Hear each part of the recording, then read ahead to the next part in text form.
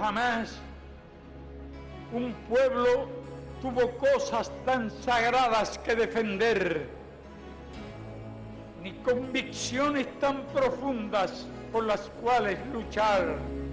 Nos acompaña la convicción más profunda de que las ideas pueden más que las armas, por sofisticadas y poderosas que éstas sean.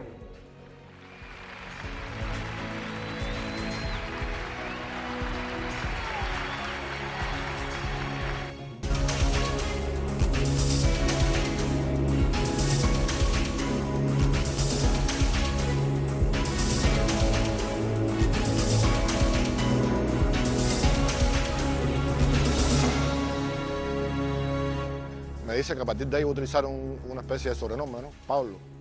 Esta acción fue asesorada y apoyada por funcionarios de la CINA. El amigo de acá quiere hablar contigo de algunas cosas. Que es precisamente el de generar ciertos focos de tensión.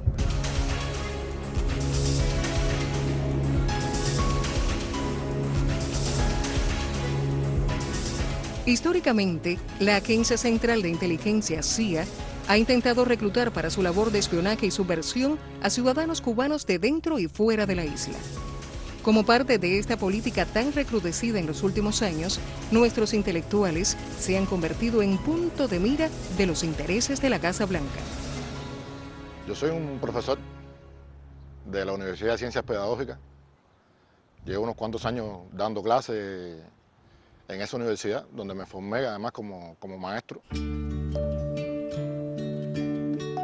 Nadie podía creer que un país tan pequeño como el nuestro podía hacer una revolución socialista a 90 millas de los Estados Unidos. Eso parecía una cosa prácticamente imposible de realizar. Y sin embargo lo hicimos. Fui dirigente de la Asociación Hermanos Said muchos años en la provincia de Cienfuegos. Fui vicepresidente de la asociación en esa ciudad.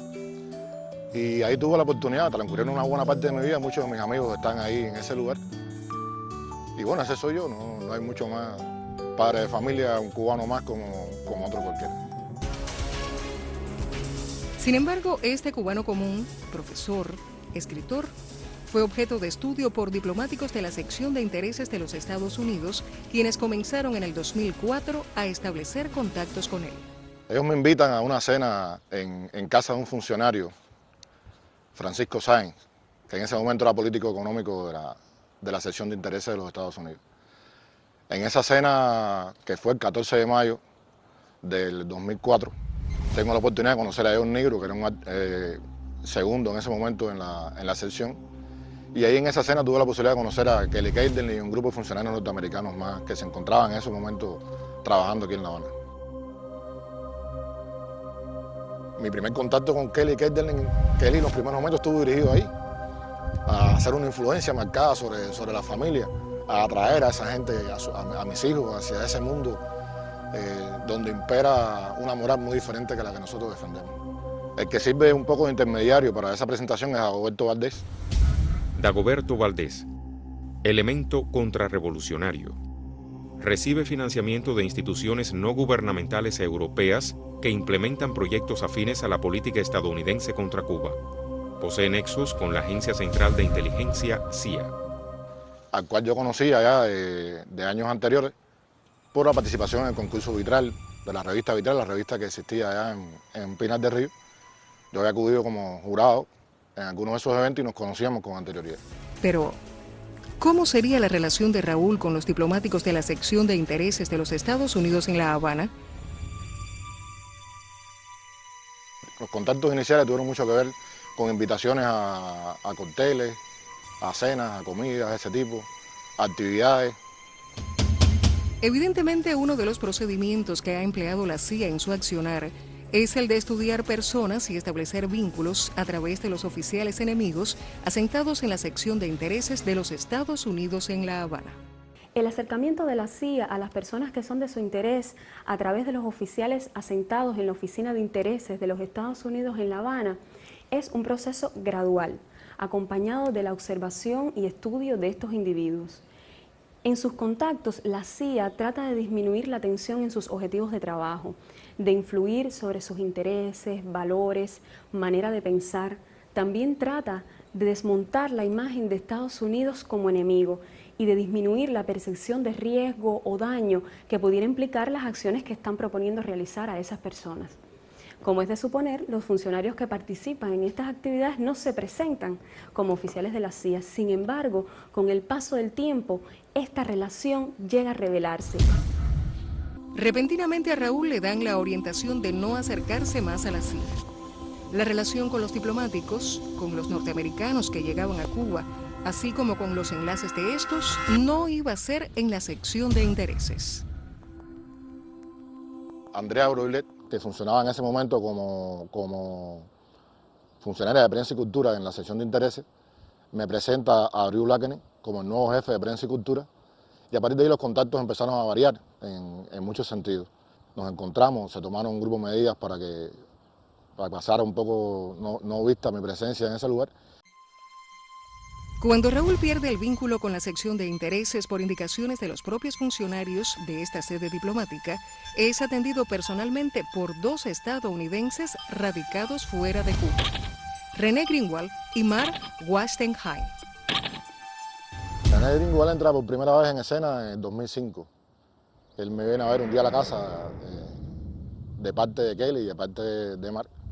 Su primer contacto estuvo relacionado con saber sobre el tema de las bibliotecas independientes, cómo funcionaban, opiniones de ese tipo. René Stanton Greenwald, oficial CIA, se desempeñó en la estación de la CIA JM Wave, que en la década de 1960 organizó planes terroristas contra la Revolución Cubana. Posteriormente fue detectado como oficial en las estaciones locales de la CIA en Perú, Ecuador, Nicaragua y Bolivia. Empleó el manto de funcionario de la Agencia Internacional para el Desarrollo, organización vinculada a las dictaduras militares latinoamericanas.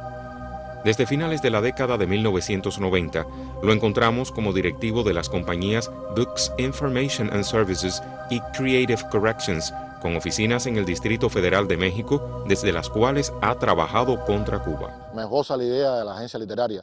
La agencia ya era un proyecto que venía caminando desde la época de Kelly aquí, ¿no?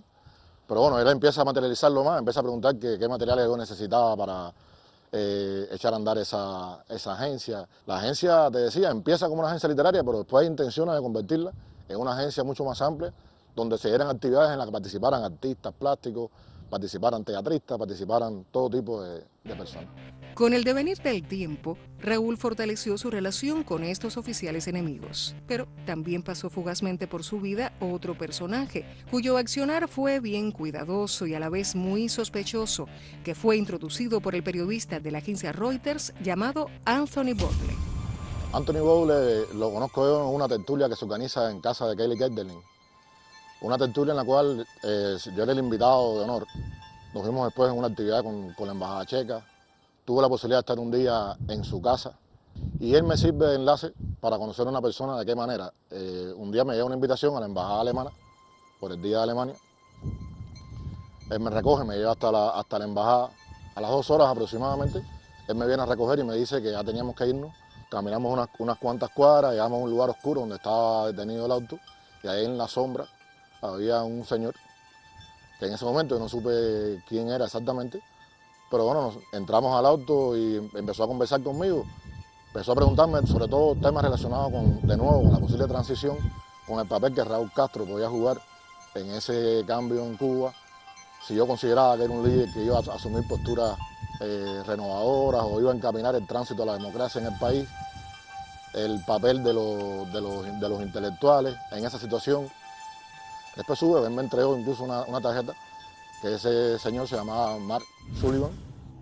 Mark Anthony Sullivan cumplió misión diplomática en la sección de intereses norteamericanos en La Habana entre el 18 de septiembre de 2006 y el 13 de junio de 2008.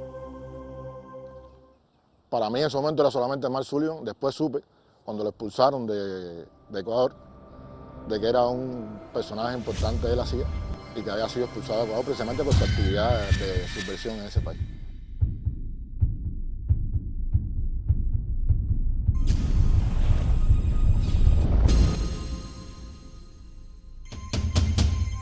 Sobre la presentación oficial de uno de estos ciudadanos norteamericanos como agente de la CIA, nos cuenta Raúl.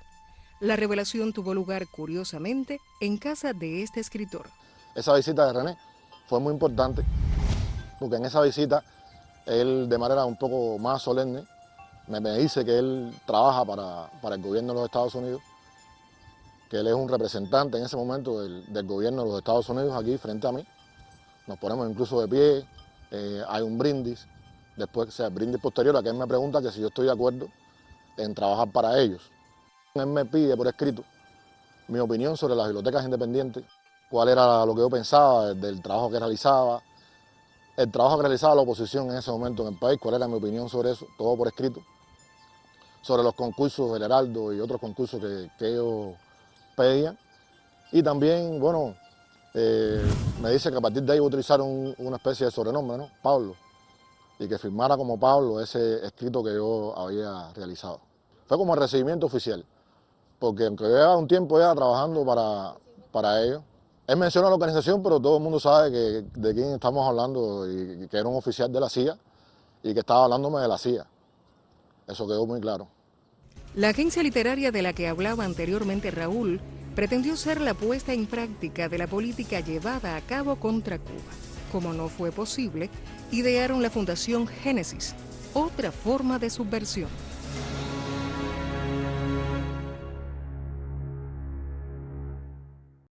Yo pienso que Génesis es un poco el fruto de la experiencia de la agencia literaria, porque la agencia estaba dirigida a los artistas, única y exclusivamente.